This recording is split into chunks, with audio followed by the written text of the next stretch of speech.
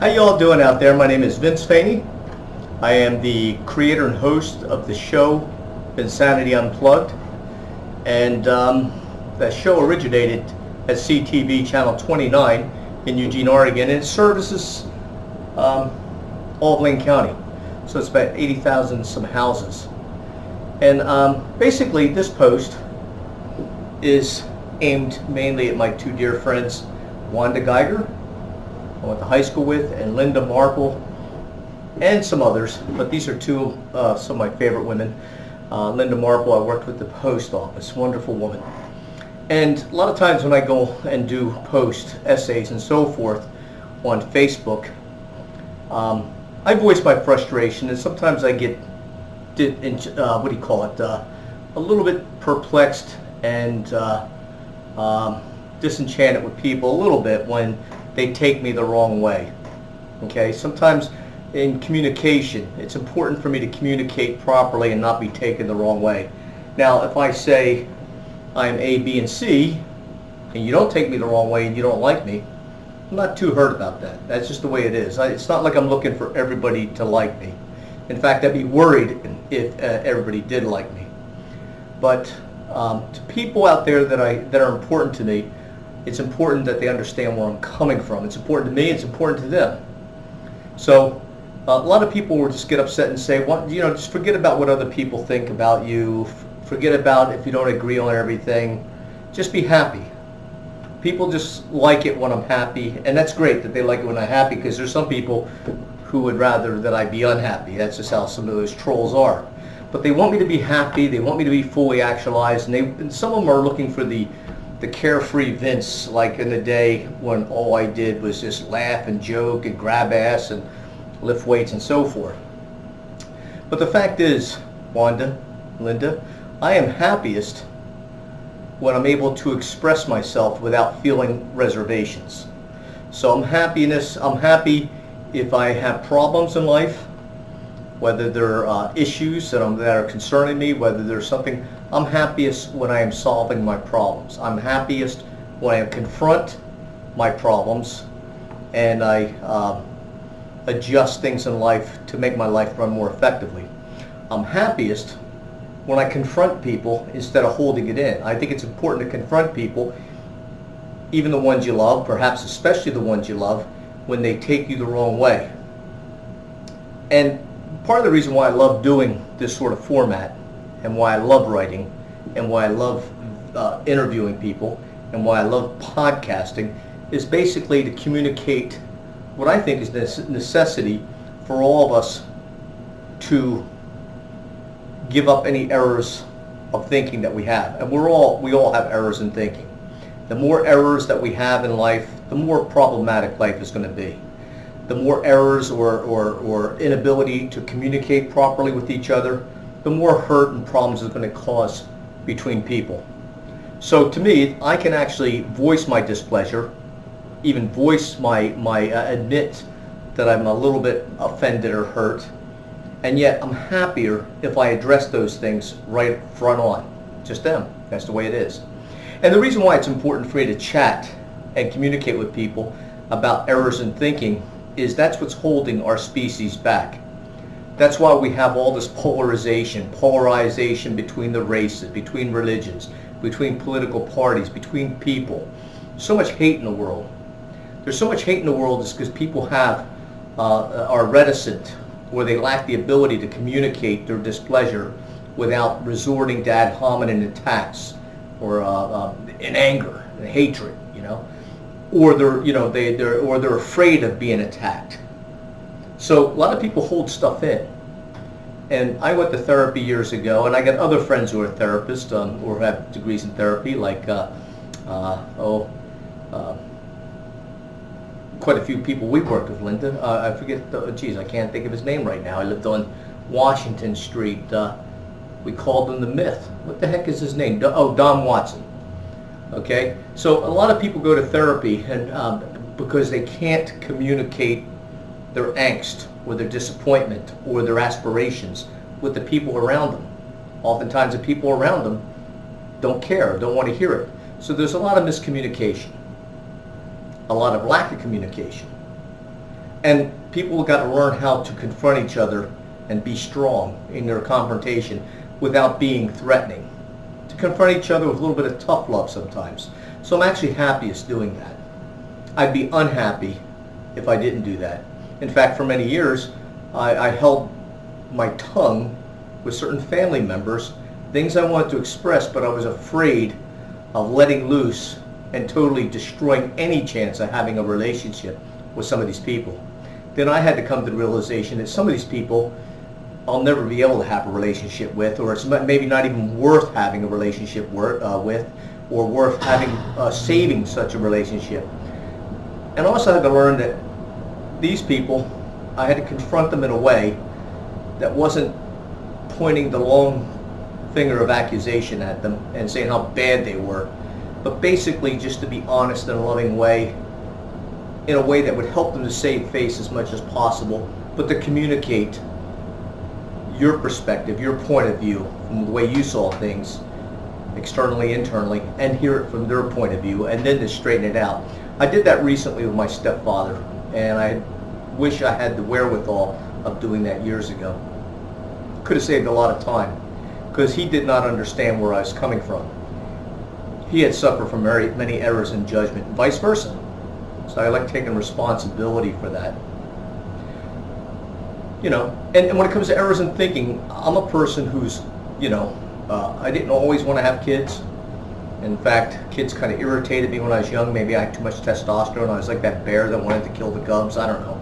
But when I got older, maybe I had less testosterone. Maybe I was wiser. Maybe I was more compassionate. Who knows why? I love kids. Always wanted to have a family and have some kids. That window never opened. That never happened. I put it off for many years because I felt like that a man should be fiscally sovereign. So I waited till about 40 before I really gave it strong consideration. And also, for many years, even if I was fiscally ready to have kids, I didn't think I would have made a good father. I just thought I would be inadequate as being a father and a teacher and a coach for children. But I've dealt with a lot of at-risk teenagers with drug addictions, with emotional problems, some severe emotional problems, and also some legal offenses. I worked at the site where it was the last chance before they went to lockdown. So I coached them in weightlifting, and I coached them and mentored them in other ways. But mainly, more than doing for them, I learned from them, because I got a chance to read their dossiers and some of the abuses and the heartaches and the stuff that they dealt with. I got a chance to listen and talk to their parents. And the one thing that occurred to me, and I talked to many different therapists about this, is that a lot of children, a lot of people are unhappy or unfulfilled or never reach being fully actualized or any sort of degree of actualization because their their personality, everything's incongruent, conflicting values and thoughts and so forth. People are almost like a variety of different personalities and a bit schizophrenic in a sense. For you PC out there, don't take offense. There's people who just, they have this value, that value. I mean, a lot of people having relationships, it's almost impossible to satisfy other people, even if you got your life together, because, it's like, you got to do it this way, but not this way. There's so many conflicting things. So a lot of children grow up very filled with anxiety, upset with their parents because their parents will say one thing and then do another. Children like to basically do what they see. And so the whole thing, when you read Iron John and all sorts of other things, it gets to be a weird situation. A lot of errors in thinking. People don't know what they don't know, and they don't know how to approach what they think they know. So, like for instance, there's a guy I really like. He's 70 years old. Sweet guy. He's one of those granola eating kind of guys. In his day, he was a hard worker, planted trees, I suppose, for a while, but he decided, he's a musician too, he decided, I'm not going to work for the man anymore. I'm being exploited. I'm tired of being a wage slave, tired of working for, people who are butts, okay? So he decided not to work, and he decided to do as little as possible and just simply play his music and read and so forth, and he videotapes weddings, and so he makes a little bit of extra cash at weddings. Now, he's on Social Security disability. So he gets Medicare, Medicaid, and it's a little bit of Social Security. Didn't make that much. But he's a loving guy, and he loves helping people. He'll give you the shirt off his back if he had to, and what very little money he has, if a guy who's homeless needs $1, he'll get $1. He can't do much more than that because he doesn't have the resources. He hasn't planned to have those resources, but he gives what he has. Now this person is intelligent and he's loving. So you can see where young people or even adults would listen to him because he has that kind of impact. And what he would say is something like this, like for instance, the other day, he says this many times over and over, regardless of how you could point out and show a blueprint. He's invested in believing this. But he's going to sound sincere, and I think he is sincere on a certain level. He says, Vince, capitalism is evil. Evil, evil, evil. Money is evil. Capitalism is evil. I said, not just the love of money? He goes, no, not just the love of money. Money itself is evil. I go, but you use money, and you actually filed to the government for money. He goes, yeah, but I'm not a capitalist. I go, well, you're not an employee either. You're not a capitalist, you're not an employee, but you collect from the government. Okay, fine. What don't you like about capitalism? He goes, capitalism is the worst system ever. It requires, it's a system based on total greed, and it actually requires, for it to work, it requires that the majority of the population live in poverty. Now that blew my mind. That's an error in thinking because capitalism does not require a population, a majority population to live in poverty. Now some capitalists don't care. Let's face it, there are people, whether they're poor or rich or middle class, regardless of religion, some people just don't care about anybody but themselves. So they don't care. If they knew that capitalism would cause poverty, they wouldn't care. But most people, most capitalists don't want the population to be poor. The more people that are doing well, the better capitalists do. He said, well, just look at it. No, it's true. Look at the United States. We have more poor people than ever, and we have capitalists, and it's because of capitalism. And I was like, well, there's other countries that have capitalism too, and not nearly as many poor people, perhaps. And if you look at the countries that have communism and socialism, there are far more poor people, if not almost everybody being poor, except for the power elite, like the guy in Venezuela. So I could argue that socialism requires poverty. When actually, these people get caught up in correlation. We have capitalism, we have poor people. Therefore, capitalism causes poor people. I could say the same about socialism, that socialism requires poor people. But that's not even necessarily true. Although, if you had to pick one as being true, I'd say the socialism causing demanding more people be poor would be a little bit more true because it allows those people who could only thrive in socialistic societies to have power over these people. But socialism causes poverty. Now you have some mixed economies like in Norway, which does not fit the model that Bernie Sanders claims it fits, but does have a mixed economy just like ours is, where nobody is homeless, everybody has a roof over their head, everybody's fed, and there's some medical. So it's a mixed economy. They've kept certain aspects of their social, their socialism, because they went towards socialism for a while. Now they're back into the free market, and they actually are employing some socialism with a much more stronger free market, and they're taxing corporations at a lot lower rate than, say, the United States. Now, an error in thinking, people follow what Bernie Sanders is saying, and I'm not saying anything against Bernie Sanders, but regardless of his intentions, he's promoting errors in thinking.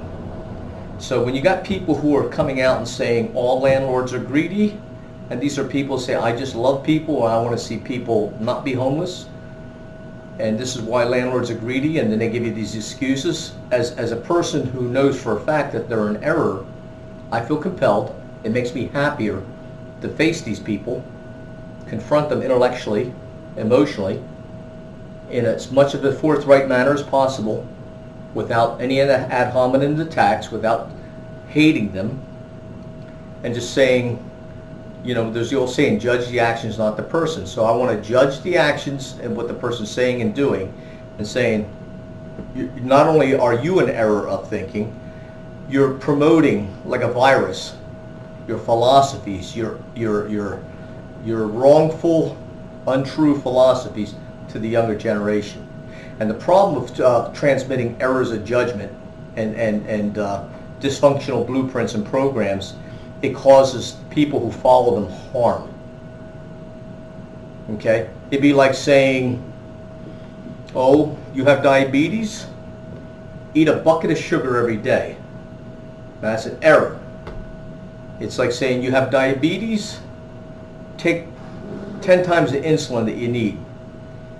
Anytime you tell a person to do something that's wrong due to an error of thinking, not really understanding the situation, it needs to be addressed. So when I get on and write a post, I'm not the best writer in the world. Brevity is not my strong point, even in speech. Okay, but however, one thing I've learned is that no matter how perfectly you write, at best, only 80% of the people, even if you're not in error, the person writing on a subject is no error whatsoever, only 80% of the people will be able to assimilate that in the manner that you tried to describe. People transmit and receive information differently. Engineers receive information differently than, say, dancers or other types of artists. Just the way it is.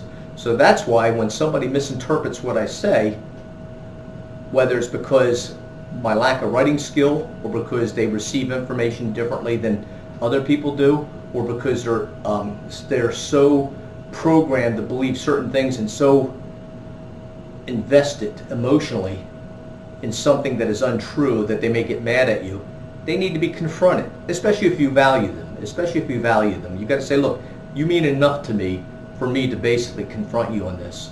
Now, there are a couple people that get on my page and they say some things. I totally ignore them. Why? Because these are people who basically have an agenda to be a troll. Nothing you will say, they're not important to me at all. But I don't block them or unfriend them. Because those people, if they do say something that's really out of line, they need to be confronted. I don't like censorship. So I let them say what they want to say. Most people understand that when I don't respond to them is because I think what they say have no merit at all, and they don't really have enough value to me, and what they're saying is not damaging enough, or it's just ridiculous. It's evident to everybody they're trolling. But if they say something of a philosophical nature, or political or social nature that is totally damaging and untrue to society as a whole, I am going to address it. So, Linda, Wanda, I am totally happy that I feel totally unfettered to express myself in the best way that I know how without being too much of a butt. Thanks, girls. I can't wait to see you both again. Bye-bye.